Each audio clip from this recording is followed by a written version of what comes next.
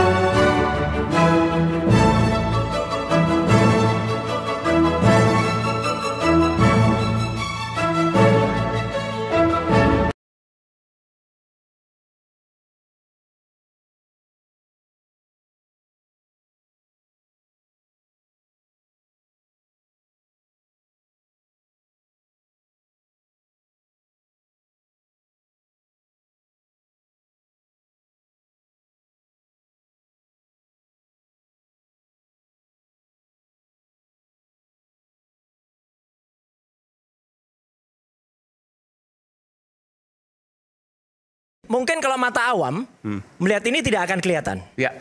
Mata hukum lain lagi mungkin lihatnya. Mata teknis ini ada software dan software itu terbukti sahih. Ya. Yang namanya ELA, Error Level Analysis. Kalau ini dimasukkan Error Level Analysis, maka dia akan tampak di bagian sini itu rusak. Artinya gambarannya itu adalah kayak gambar ceplok-ceplok ada. Ya, kenapa rusak itu? Karena memang ada sesuatu yang tidak pas gitu. Ada sesuatu yang dia rekayasa.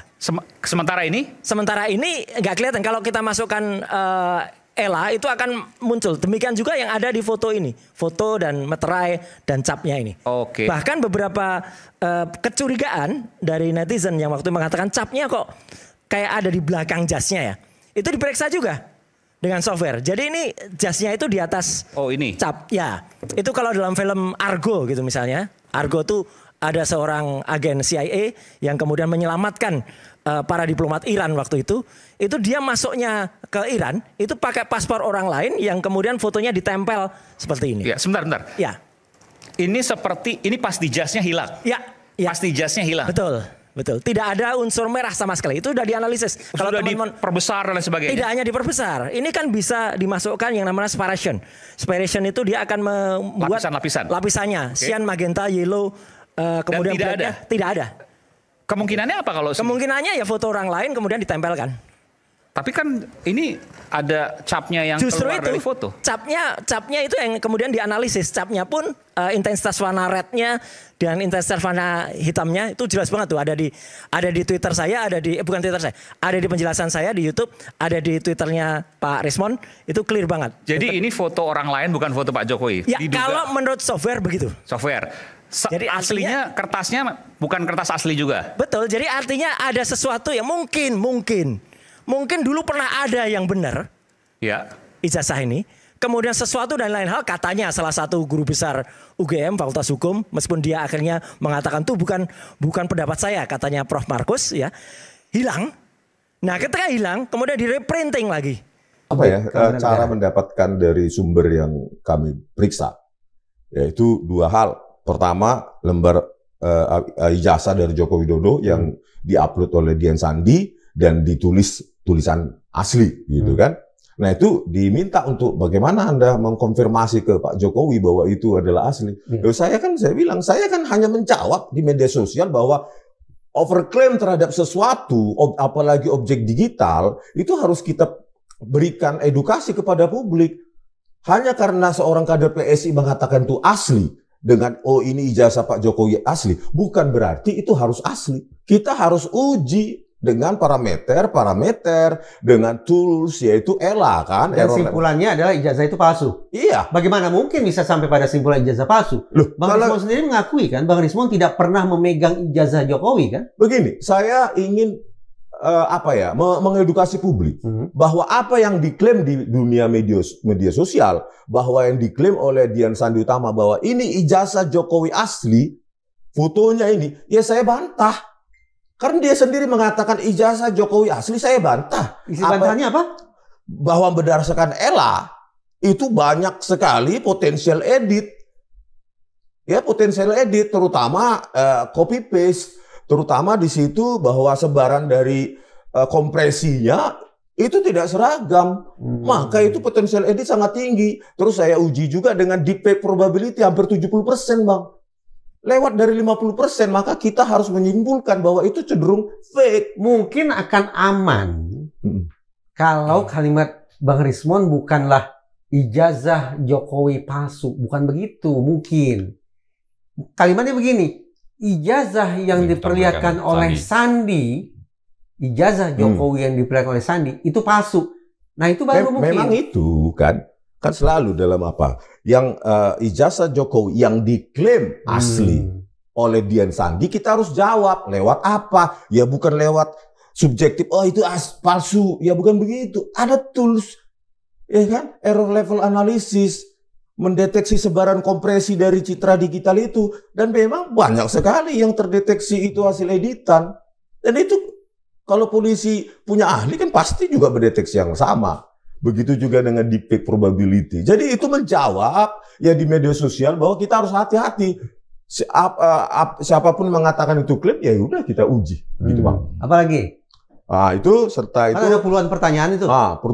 Pertanyaan juga terkait dengan metodologi saya. Ya, metode saya tidak bisa jawab karena apa? Ya itu too technical. Too technical, saya takut dia latar belakangnya bukan itu. Saya mencoba membumikan too technical hal-hal teknis itu, ya? Malah itu merugikan saya takutnya. Salah tulis, salah ketik. Iya, salah tulis, salah ketik. Terus itu kan sudah menjadi kata-kata manusia, Bang. Verbalism dari technical terms. Bagaimana? Gitu. Saya sendiri mengajari mahasiswa saya yang sudah teknik saja susah, perspektifnya juga udah bias, apalagi yang benar-benar nggak pernah belajar itu terlalu beresiko untuk saya terangkan gitu. Jadi ya saya itu tadi penjelasan dari Pak Roy Suryo dan Pak Rismon Sianipar tentang ELA yang mereka gunakan untuk menganalisis ijazahnya Pak Jokowi. Nah sekarang kita akan dengarkan bantahan dari Pak Muhammad Molashar tentang ELA yang menjadi metode untuk menguji ijazahnya Pak Jokowi oleh Pak Rismon dan juga Pak Roy Suryo. Mari kita tonton videonya bersama-sama. Sama siapa ya? Sama Bang Joshua tadi saya sempat menyimak. Itu tentang ELA, Error Level Analysis. Saya juga menyimak Rismon ngomong ELA, Roy Suryo yang ngomong ELA. Gini. ELA itu suatu metode yang digunakan untuk melihat apakah ada objek yang disisipkan di dalam suatu file JPEG. Saya ulangi ya. ELA atau Error Level Analysis itu adalah salah satu metode pemeriksaan yang digunakan untuk mengidentifikasi suatu objek yang disisipkan dalam suatu file JPEG. Loh kok bisa? Karena dengan sistem ELA, file JPEG itu akan dikompresi ulang dengan tingkat kompresi yang sama. Nah, ketika dikompresi ulang dengan metode ELA, maka objek itu akan terlihat berbeda. Warnanya lebih berbeda, biasanya lebih terang. Sehingga kita bisa mengidentifikasi lewat ELA itu, oh ya, ada objek yang diedit atau yang disisipkan di dalam file JPEG itu. Namun, ELA ternyata punya keterbatasan. Ketika satu file JPEG itu dilakukan kompresi berulang-ulang, maka nggak ada lagi ELA, nggak bisa. Dia hanya polos karena tidak bisa lagi mengidentifikasi adanya objek yang disisipkan itu.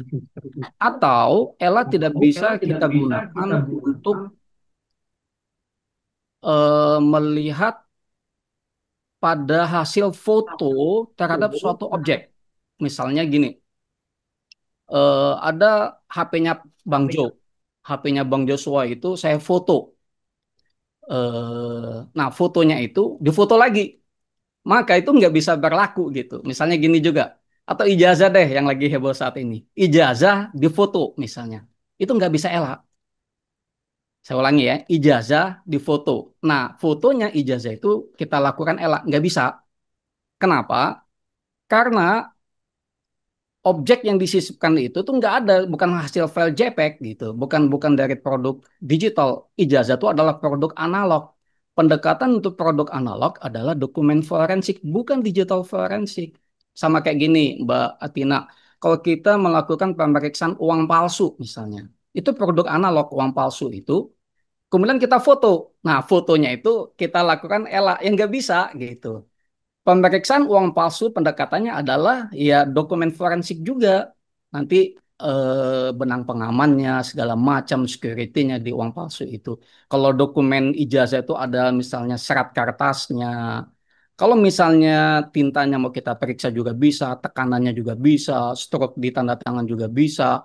Bahkan di laboratorium forensik Polri itu ada namanya alat VSC, Video Spectral Comparator atau comparison. Itu dengan mikroskop yang canggih, maka juga akan bisa dilakukan pemeriksaan yang tadi sempat disinggung sama Pak Roni tentang red, green, blue, RGB. Itu bisa gitu. Tapi harus langsung ke ijazah analognya, ijazah aslinya, ijazah question dokumennya gitu.